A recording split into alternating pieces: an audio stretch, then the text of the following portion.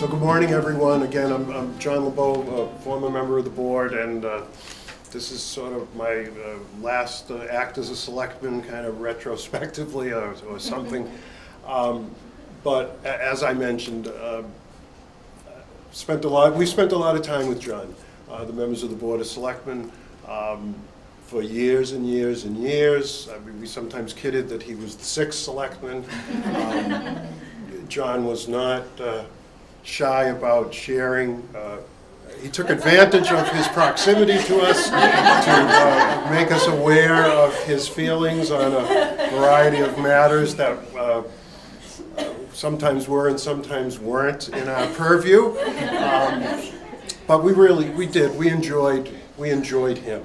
And he did a great job of letting the community know just what the hell we do. And that's very important. I mean, that's what this country is all about, and the ability to share our meetings electronically is an enormous value. And the time he put in many hours in this room, I don't think anyone spent more hours in this room than John. I mentioned to some of the family a minute ago, often members of public bodies have to recuse themselves because they have some kind of conflict of interest, so we'd leave the room. Well, at least I would. I'd pull up a chair and I'd sit in here with John when I had to recuse so I could watch the meeting that was going on. So I had a lot of one-on-one time with him.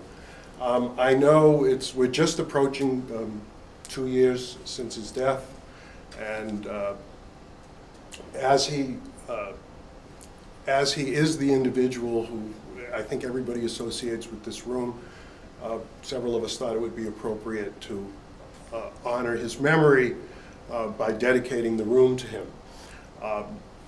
So as I am no longer a member of the board, I want to make this official. Selectman, still Selectman, soon to be Select Board member, but currently Selectman Michelle Conlon.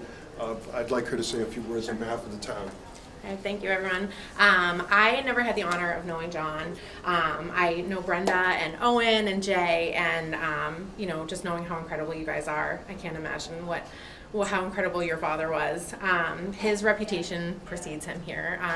Even just being a new member of the Board of Selectmen, his name comes up all the time, and the impact that he's had on us as a board, on our community, bringing access to what happens in our local government that impacts our lives every day, and bringing that access to the people in our community is incredible, and it really is something that can't really be measured. So I'm honored to be here today with all of you guys to dedicate this room. So thank you. Thank you very much, Michelle. John, I don't know if employed is the right technical word, but John certainly was associated with what was first known as SPAC and was is now known as the Shrewsbury Media Connection. And Mark Serra, General Manager? Executive Director. Of Shrewsbury Media, and I think it's appropriate that Mark says a few words. Thank you. Thank you all for coming today. First, I'd like to thank the Board of Selectmen and the Town Manager's Office and Kevin and Kristen for making this a reality. We had this thought internally that we wanted to do something very similar to this, and unfortunately it was during the time of COVID and we weren't seeing people face to face, and actually never had that discussion. Then when the board came back in person, John LeBeau approached me and said, hey, we have this idea we want to do. And I was like, that's exactly what we wanted to do. And thank you, John, for spearheading this and organizing the whole event. Also, maybe a shout out to Keith Baldinger and the buildings crew for putting this up and allowing it to be put up in the hallway here. John. I first met John, I was thinking about this the other day, I'm like, when did I first meet him? And I actually remember the exact, well, not the date, but the place. It was 1995, St. Mary's, and I was an intern, and the executive director at the time, Stan Pariter, handed me this device called a modulator and said, bring this modulator down to the church. So they used to have the festival on the weekends, and your dad was going to broadcast live that weekend with Evan Thomas helping him. And Selco had put in a cable drop, and we were going to allow John to go live that weekend. So I went down to the church with a modulator, and literally remember that was the first day I ever met him, was handing him this piece of equipment. And then fast forward a number of years, in 2000, John started doing the meetings as a volunteer. And he had just retired, or at least was coming up on retirement. So he was just doing a few meetings here and there. And as were we. We didn't actually cover as many government meetings in 2000 as we certainly do now. And then in 2003, we signed a new 10-year agreement with the town, and that required us to cover a few more government meetings. And at that point, all the meetings were being covered by volunteers. And it was getting harder and harder to not only get the volunteers to do it, but to make sure that each volunteer was doing it in a quality fashion. And that was important, to make sure that each meeting has some sort of continuity and good coverage. So anyways, John was like the lead volunteer at that time. And in 2003, we signed another agreement which required us to do even more government meetings. And at that point, kind of came to the realization that we have to start paying people to really get this done and have quality. So John was hired August 4th, 2005. Maria Sheehan, you were on board then as the government access coordinator, and John started working under her. Again, fast forward to 2013, we signed a new agreement that requires us to do even more government meetings, and that's where your father really became like a key member of our staff. And nobody, like John said, nobody has put more hours in this room. I estimate that he did over 1,000 meetings in the course of 20 years. Yeah, so maybe a minimum of 3,000 hours he spent up here. And he loved doing what he did. And as John said, transparency in government is important, and John believed in that, and he was a huge champion of that. And he saw what he was doing as being, as very important to the community. And he loved when people would stop and talk to him, and people recognized him from what he did up here. And so he goes back to, John was a volunteer back at the old, what we used to call ourselves SPAC. So I'm not sure exactly when he started coming down there. I mean, it was probably 90, 91, somewhere in there. Before that, he was doing stuff at the school. He had his Middle School Moments, I think it was called. Yes. Yeah, that was his program that he ran at the middle school, teaching kids television and doing monthly programs. He was so proud of that. He would talk all the time about his internships that he had over the years. Told me a lot about Julia Childs, because he knows that I love Julia Child, and when he was an intern there. But I'm just going to end by saying one of the things I used to find funny and we would kid about was that when we changed the name to SMC, he kind of had a hard time with that because he came from the old SPAC that we used to call ourselves, Shrewsbury Public Access Connection. Well, we were no longer just public access, we were doing education and government. And I'm not sure what year that was that we changed the name. Were you on staff then? Yeah, so it was somewhere there. It's been a number of years. But he let me know that the #1 SMC in his heart was St. Michael's College.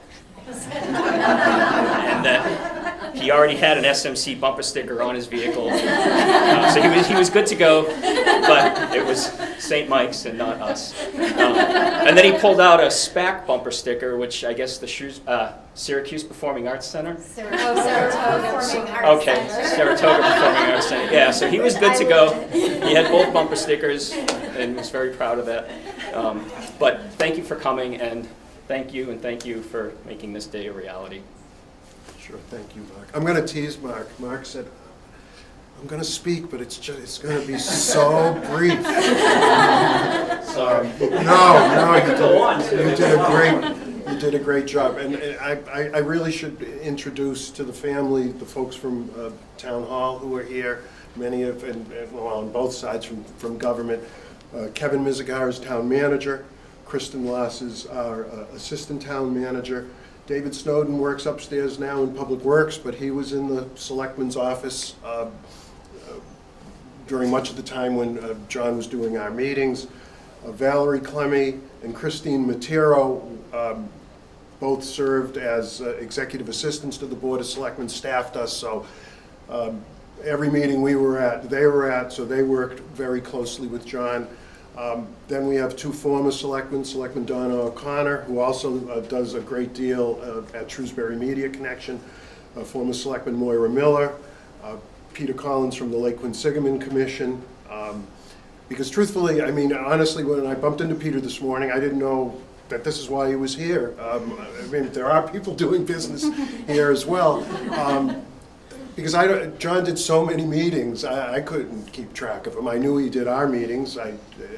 He did quite a few others as well. Over here we have Laurie Bergman, who's 37 years, I heard, at SPAC/Shrewsbury Media.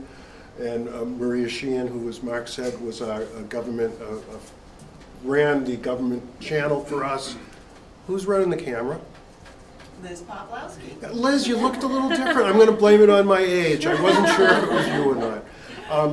You know, Brian, I don't know. The only other thing I want to say, I did print out the obituary to kind of refresh my memory today.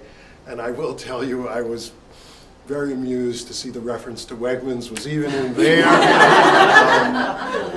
I don't know exactly what John's obsession was with Wegmans, but we certainly knew about that project. We were frequently updated on status. Photos would be, we'd look at photos or videos on his phone. So He was a super fan. yes, it did very much make me smile. I've dealt mostly with John's son Brian, Leona, John's widow. I'm so happy you could join us today. Brian, I don't know if you want to introduce your family to us, and then I think we should pull the cover off of this. I think the family should pull the cover off of this thing. All right, yeah, I can introduce my family. So I'm Brian, John's son. This is my sister Sheila, my mother Leona, my other sister Brenda, my other sister Cindy, her two sons Nate and Perry, and then we have Jay, which is Brenda's husband, and Owen, her son. Thank you. So, I mean, you can see how well choreographed this thing is. Brian, you know, perhaps you and your sisters might want to come and pull this thing off. Do we each get a quarter? That's why we made it. That's why we made it a square. I'll take this. All right, can you see both? I'm like, Shall we? All right. 1, 2, 3. Okay, let's see what it says. The John McDonald Control Room, so named, we were a little off date, but we'll go along with that. So named May 2022 by the Board of Selectmen in recognition and appreciation of John, whose passion and dedication brought our community 20 years of government meeting programming. This is going to endure for